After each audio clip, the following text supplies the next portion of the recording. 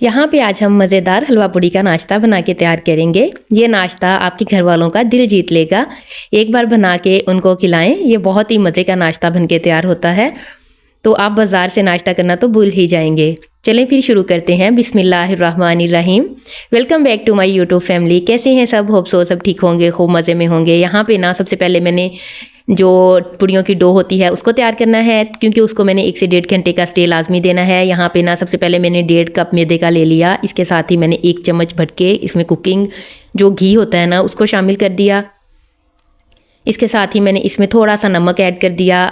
इसको हम करेंगे अच्छे से मिक्स करने के बाद फिर हम इसमें डालेंगे हल्का सा नीम गर्म पानी। इसके साथ हम ना इसकी समूह सी डो बना के तैयार कर लेंगे। इसकी हम समूह सी डो बनाएंगे जैसे हम घर में चपाती बनाने के लिए आटा गूंद के तैयार करते हैं। आपने अच्छे से इसको गूंद के तैयार कर लेना है। और इसकी मेन टिप यही है, अगर आप इसको आटे को अच्छे से गूंद लेंगे और इसको 1 से 1.5 घंटे का स्टे देंगे तो हमारी पूड़ियाँ बहुत ही मज़े की फूली बनके और नरम तैयार होंगी। अच्छा, यहाँ पे मैंने आटे को गूंद के साइड पे कर दिया, उसको हम छोड़ देंगे अब स्टे के लिए। और यहाँ पे मैं कर लूँगी हलवे की तैयारी। सबसे पहले मैंने ना पैन के अंदर 2 से 3 टेबलस्पून कुकिंग ऑयल डाल के इसके अंदर हाफ कप सूजी का डाला था। मैंने बहुत ज़्यादा हलवा नहीं बनाना, थोड़ा सा ही हलवा बना रही हूँ। अगर आपके फैमिली मेम्बर की तादाद ज़्यादा है तो आपने इसकी क्वांटिटी को डबल करके ज़्यादा हलवा बना के तैयार कर लेना है। यहाँ पर मैंने 1 इलायची डाल के इसको अच्छे से मिक्स करके भून लिया था। जब सूजी अच्छे से गोल्डन ब्राउन कलर आ गया सूजी में, तो मैंने इसमें हाफ कप चीनी का ऐड कर दिया। वही कप ऐड किया है जिसके साथ मैंने सूजी को मापा था। और फिर इसके साथ ही मैंने यहाँ पे 1 कप पानी का भर के ऐड कर दिया। उसमें मैंने थोड़ा सा फूड कलर डाला था। इसको कवर कर दिया ताकि इसमें पानी में बॉयल आना शुरू हो जाए।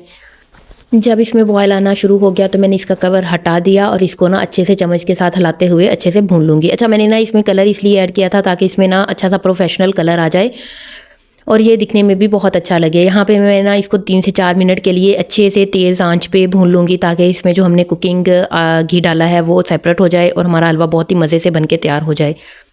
मैंने ना इसमें कोई लाजमात नहीं डाला क्योंकि पूड़ियों के साथ ऐसे ही हलवा सिंपल ही अच्छा लगता है।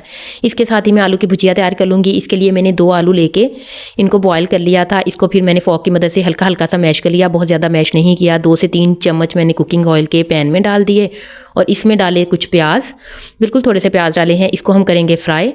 हमने इसको ब्राउन नहीं करना, सिर्फ फ्राई करना है। जब 2 मिनट हो जाएंगे फ्राई करते हुए, मैं इसमें स्पाइसेस ऐड कर दूंगी, जिसमें मैंने कुटी लाल मिर्च, इसके साथ ही नमक, हल्दी और इसके साथ थोड़ी सी कलवंजी और 2 से 3 सब्ज़ मिर्चें।